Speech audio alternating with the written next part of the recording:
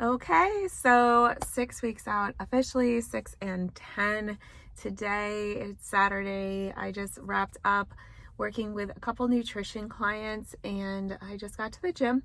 I already got my cardio in for the day. I did the Peloton for 40 minutes and today is upper body, back, rear delt, arm, and chest, and a little bit of abs. I am switching up my training starting Tuesday. So this weekend we'll just finish out my normal schedule.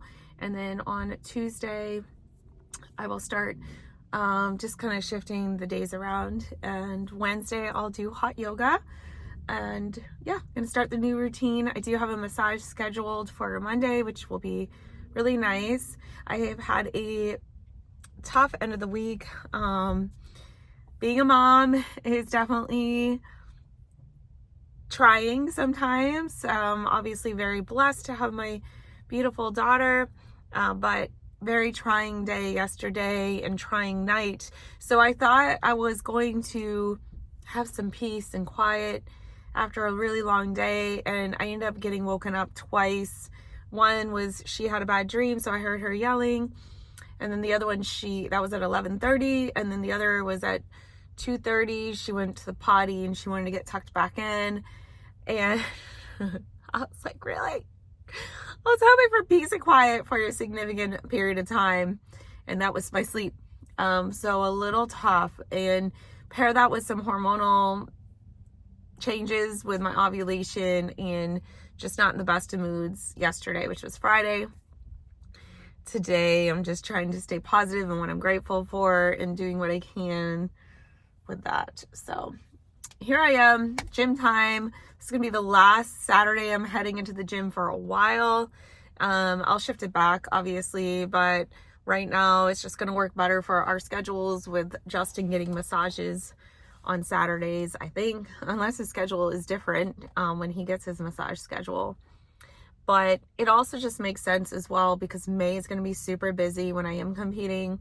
I mean, I'll be competing the first weekend of May, and then the next weekend is her birthday, my daughter's 4th birthday, and it's Mother's Day on the same day, which is why I'm not doing Pittsburgh. I really wanted to do Pittsburgh Naturals. It's pro qualifier, but you know, I do not want to do something like that when it's my daughter's actual birthday and Mother's Day on the same day. And I was like, I can't do it.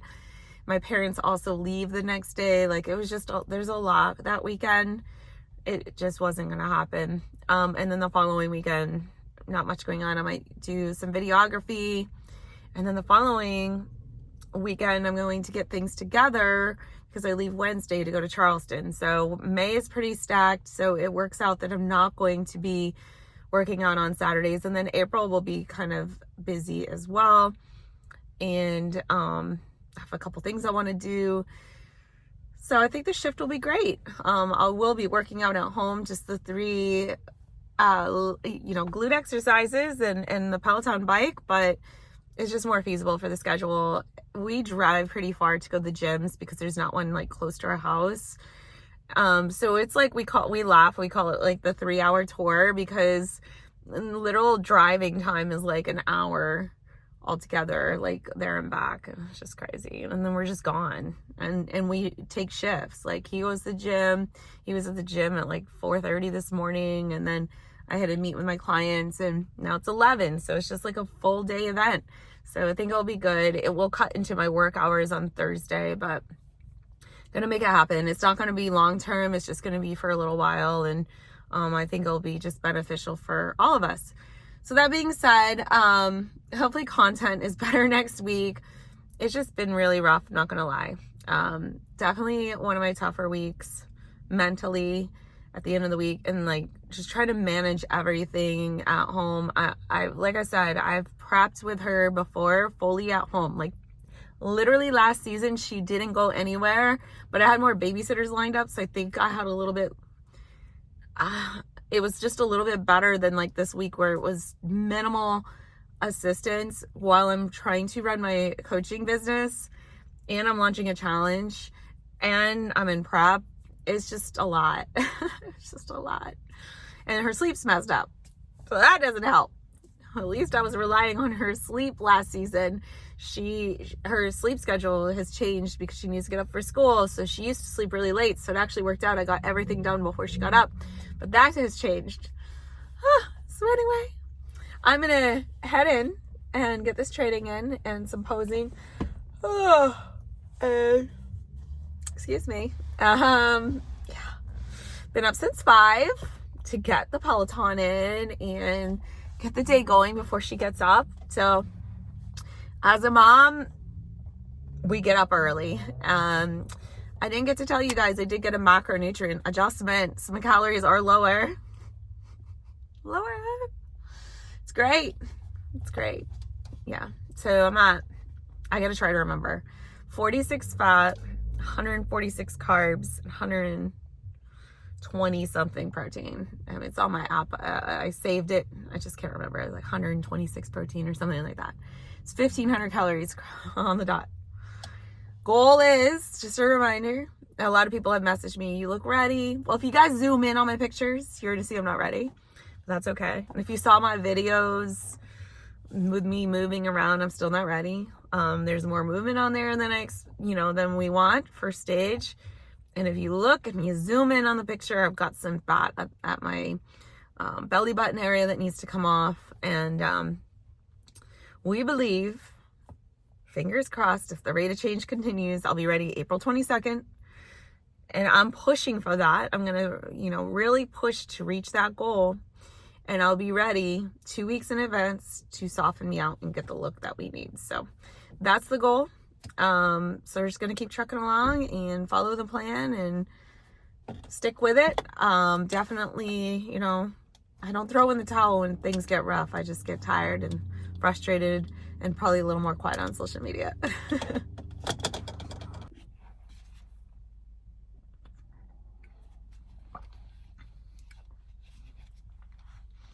You guys, whoops.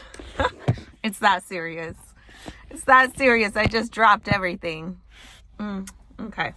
So yeah, gonna hit glutes mostly today. A little bit of quad work. I like to hit quads 2 times a week. I was for bikini only doing 1 time a week, but I had added a little bit more quad work when I decided to do Fit Model, because my quads have never been like crazy and they've always been my weaker point. And I just don't want my legs to look small. The stallion pose doesn't do you any favors in your leg size. If you naturally have big legs, it also, back in the day, I remember when I did bikini, a lot of girls are running their legs off. So I feel like I want to say, I feel like it's kind of like a unicorn division. Like, I feel like it's going to be hard to really mold yourself into the criteria, especially if you're coming from bikini. And then if you're a newer competitor, just like finding what works best for your body and training that way. It's just an interesting division, and I'm going to, fingers crossed, bring a package they like. Otherwise, I don't know, I'll probably take some time off and do bikini again and some other point of time. I mean, this season, if they're like, no, you're not Fit Model, I am packing my bikini because I am doing that 2-day show and the next day is a natural show. I am packing my bikini, just worst case scenario. I was telling one of my girlfriends, like, if they don't like my look and they think I'm too bikini or something, then I'll do bikini the next day. So I'm going to throw it in my bag. I mean, what does it hurt? My coach told me just focus on Fit Model. So that's what I'm doing. But it doesn't hurt to pack the bikini as a worst case scenario. I don't want to think, wow, my house is 3 hours away and my suit's at home kind of situation. And I will practice for like an hour after that show, if that's the case, to get back into my bikini routine. I mean, I teach my clients bikini posing, so I keep it like in the front of my mind. I just don't practice it anymore because it really screws me up for Fit Model. So I really try not to practice it at all. Like I hit my pose like once for check-ins just to compare progress over a period of time, and that's about it. So anyway, anywho, Can't believe the time is flying. A little bit better today. I also know my daughter's going back to school tomorrow, so that helps. And oh my goodness, we have another workshop we're going to tomorrow, you guys. So I will keep you posted. I'm hoping to get some feedback tomorrow again, to see where I'm at with things. And I will definitely let you guys know how it goes. I am going with Justin. We got a babysitter. Parent life, you guys, parent life. So we're excited. It's really cool to do a prep with a significant other. It's also trying, but we're also very similar when it comes to prep, and we both understand, right? And our daughter did get to go out last night for a meal with my husband because he's still going out to eat once a week. So awesome for him, awesome for her. And then hopefully I meet my goals in May and I can be in the off season in June, and I could take over that while he competes end of June through July. And then we'll be back to our regular lifestyle, which we stay, fit and pretty concise most of the time. That's why we are so passionate about what we do, because that is our lifestyle. I mean, that's how we met. That's how we met. I was in prep, we met, and he was my second set of eyes because I was still self-coaching. And last season, he was my second set of eyes. This season, I don't have him. And that's why I got someone to help me. I can't rely on him to do that, nor expect him to do that while he's on prep himself. And it's a lot. It's a lot, because I do get like a little annoying. I'll send sometimes during prep last season, I'd send him like 100 pictures while he's at the gym, and he's like, so I'm not doing that to him this time. I'm actually pretty quiet about my prep to him this time, and it's probably better for our relationship because it's probably kind of annoying. So anyway, let's go get after it. Stay on the path. Stay on the path.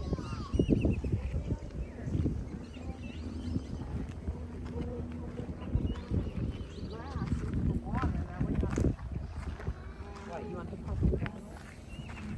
I'll get it.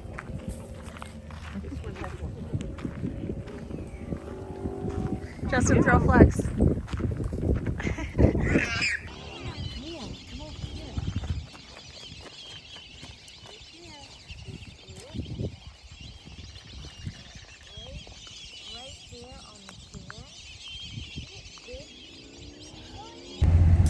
All right, so Justin and I are moments away from the NPC workshop, the other one, second one. We're going to Advanced Fit Gym in Tampa, and we're gonna find out, any more new information, do some posing in person, maybe get some feedback. So I'll try to get some behind the scenes and keep y'all posted. We're at the workshop. Oops. Turn it over to these guys. Let them talk. If you guys have any questions, don't raise your hand. Ask. Don't hesitate. Girls maybe that have short hair, equally flattering because it's something different. It's engaging for a judge. Like, oh, her hair's a little different than the other athletes.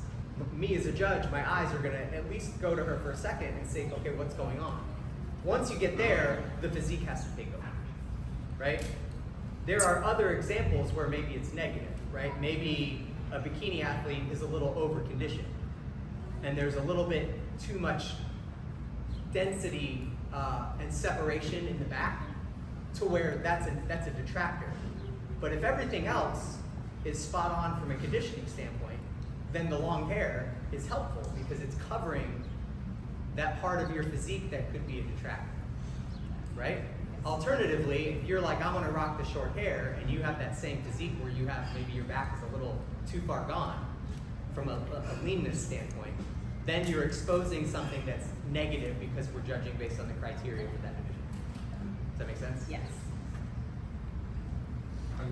So before I was a judge, I coached bikini girls. Yeah, very long hair. Way too long. I actually took her for her final suit fitting when she was getting her suit. And she's like, oh, I just got my hair done. We put her in the back pose. and her hair was coming down to the top of her suit, okay? She had great glutes, she had this tiny little waist, and everything kind of showed her taper, but her hair was down covering all that.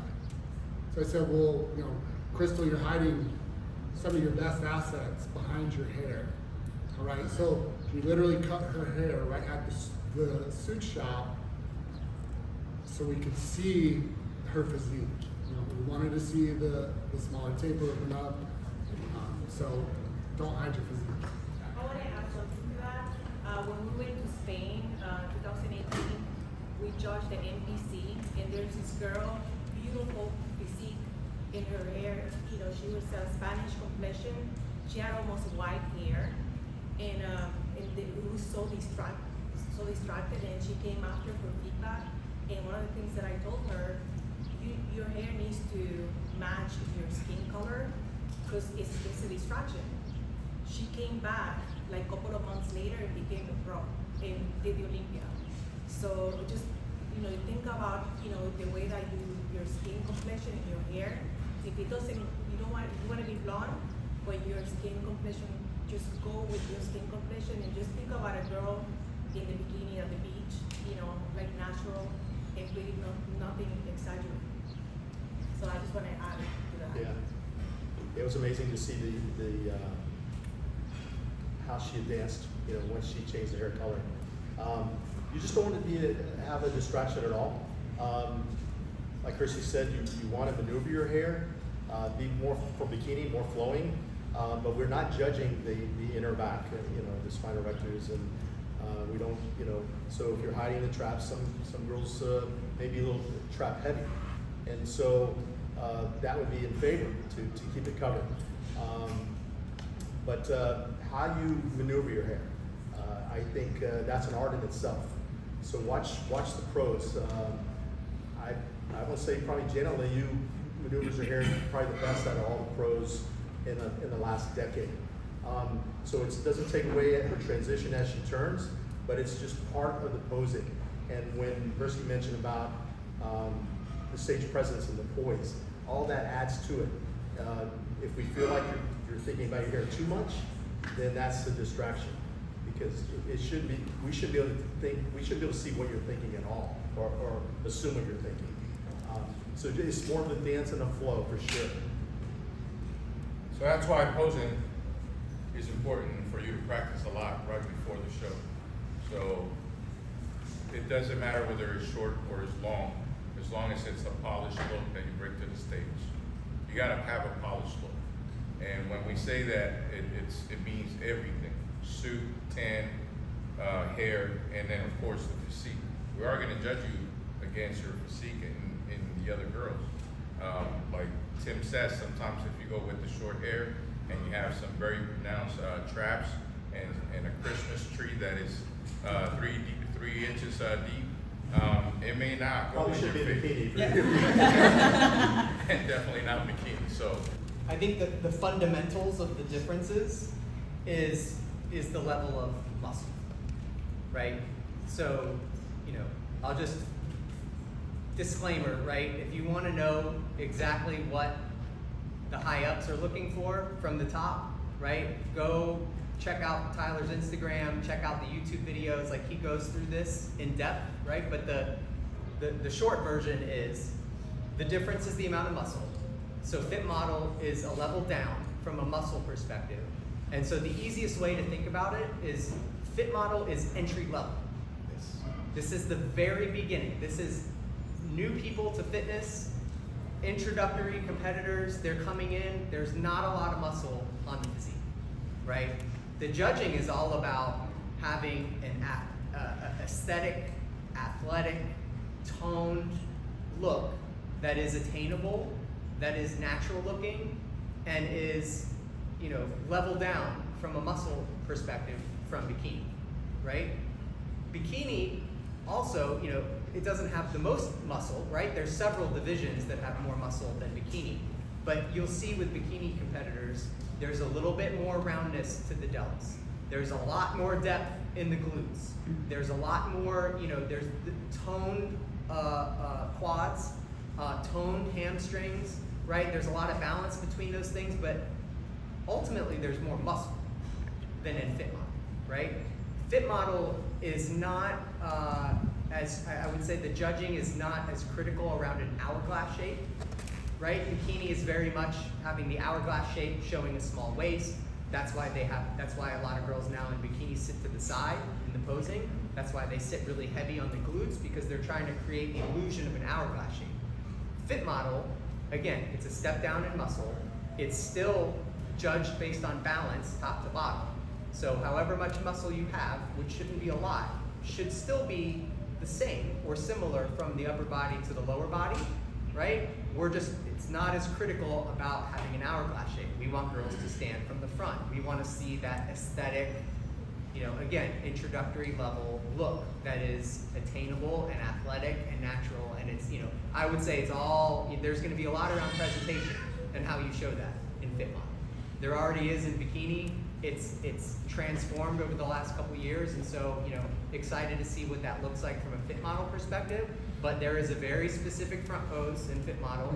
It is very different from bikini, and so we don't want to see bikini front poses in Fit Model. We want to see the Fit Model front pose, and then the back pose is identical to what bikini is. Okay. The one other piece I'll mention is what Tim said with the suit coverage, right? So there has to be, they say moderate suit coverage.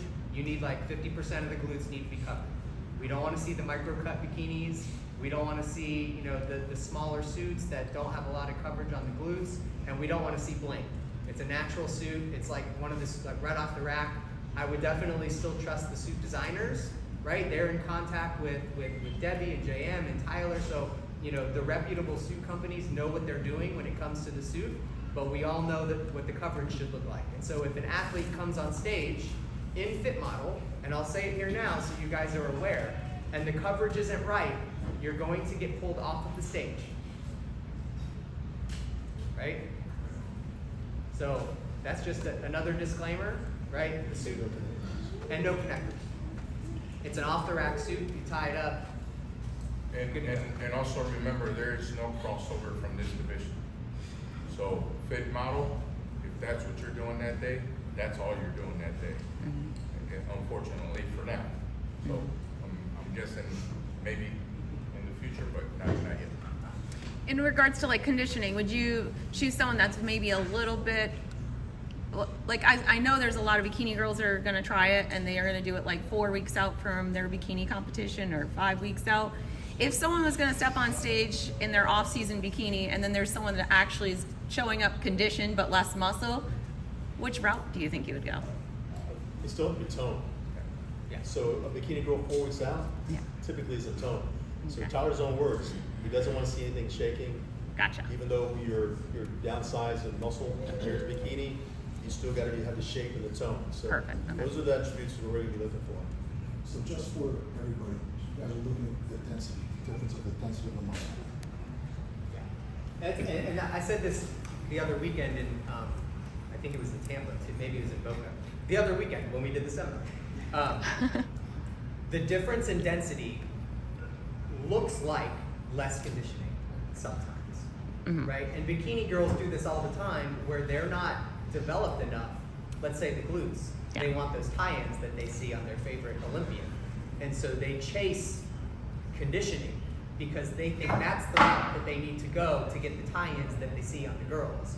But what they're missing is actually the depth of the muscle that exposes the tie-in. Gotcha. So it serves the same purpose, but it's done differently. And so when you have a Fit Model girl who is fundamentally less muscular than a bikini girl, they will look less conditioned, but they are not. They're just less dense. So you don't see the significant tie-in, which you don't want to see in Fit Model. Yeah. You don't have that depth and the roundness. Gotcha. So it comes down to the muscle at the end of the day. Comes down to the muscle. Gotcha. Thank you.